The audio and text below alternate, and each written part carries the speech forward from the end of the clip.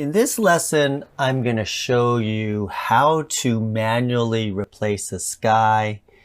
Also, while I'm here, I'm going to show you how to shape your subject to enhance the beauty factor with it, how to manage the hair, how to smooth the skin out, how to add punch into your photos, and just generally, and also how to remove some distracting elements.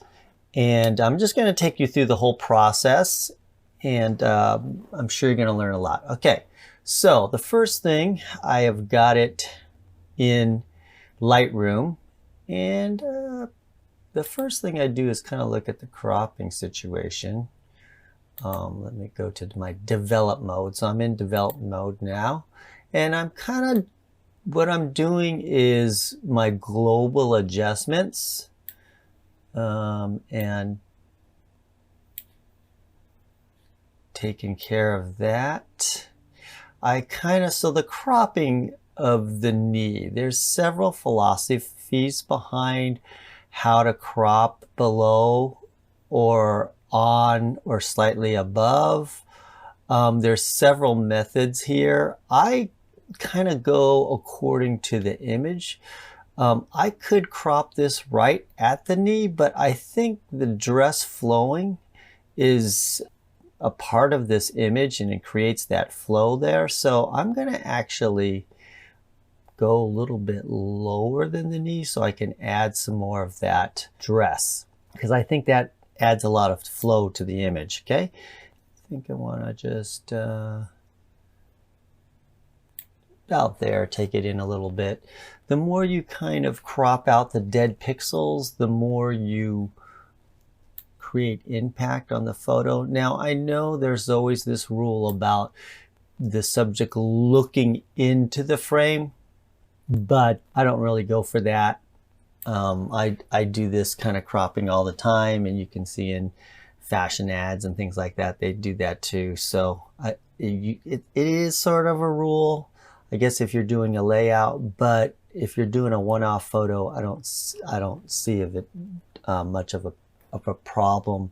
And because there was lighting right here on the right-hand side, lighting it this way here, it was kind of impossible for me to have the subject switched around. Okay, so here's a little bit of a crop there. Now I'm going to go in and just see how I can enhance this. I want to just pop that blue out a little bit. I can do the dynamic range test, so we can see that. So when you see that detail come up, that means that's being blown out a bit.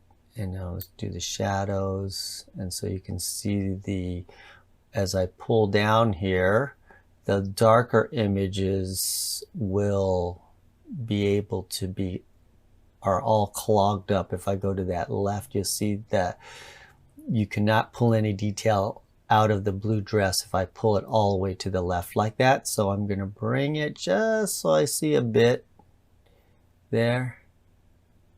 That's good. So that's full dynamic range right there. Let's add a little vibrance and see what that looks like.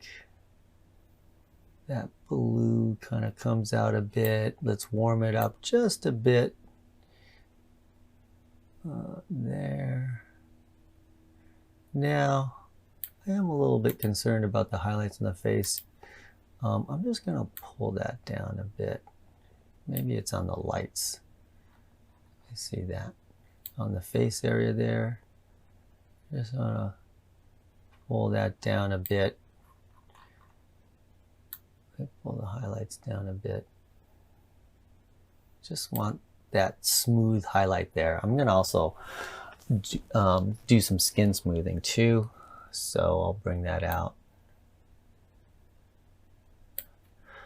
Now let me just enhance this. There's not a lot of color in this image because I shot it on an overcast day, but here I just want to adjust this blue, so I'm going to click saturation on the blue, and I'm going to click on that tone, and see, I can bring down the saturation, I can bring up, and just, so what I want to do is bump up the saturation a bit.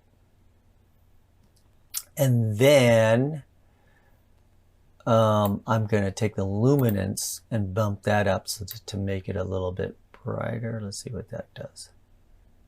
Right there. Just to enhance the highlight and shadow a bit.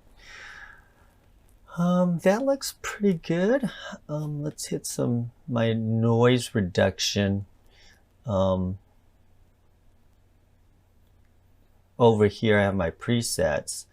I'm going to hit my noise reduction so that you can see that smooths out the skin a little bit, but doesn't get there all the way, and we're going to have to do that in Photoshop.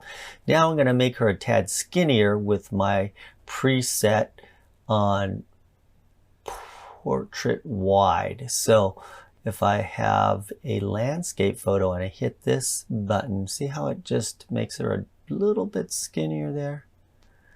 Right, and hit that.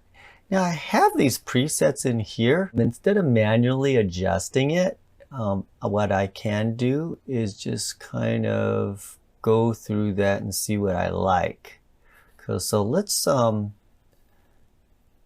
do that and see if it comes kind of like this tone here. See this yellow blue tone? What this does is it kind of creates a split tone, or I like this tone blue. See that tone blue just adds a little blue there. I'm gonna, that looks pretty good too, the tone pink blue. But I think my sky's gonna have a little bit of a pink in it, so I'm gonna just stick with this yellow blue tone. Okay. That looks pretty good right there. All right, so I kind of like that. Now I did my global edits. Now I'm going to bring it into Photoshop and just finish it off and really perfect it. If I do the exposure test on this, this tells me that, look, I did a pretty good lighting job. As I bring it down, you can see what the face is the brightest part. So I don't need to really balance it out, because when I shot it, I had the lighting just fade on her face. And so the more the better you shoot it in camera, the less editing that you have to do in the end. And so actually editing a lot, doing a lot of post edit, I actually learned how to shoot better, because I can see, oh man, I didn't get the brightest spot here and I need to adjust my lighting better. So it kind of goes hand in hand. The more you post edit, the more you're going to get better shooting in camera, because you know, it's like, oh man, if I don't get it right, it's just going to take longer for me to edit the photo. So shooting it right, getting the lighting right, composing it right, it all works together with the post-processing just to make you more an efficient photographer. Okay, so let's right-click this and let's bring it into Photoshop, and I'm going to edit with a copy. So I'm making a copy of this. I can keep this copy and bring it into Photoshop.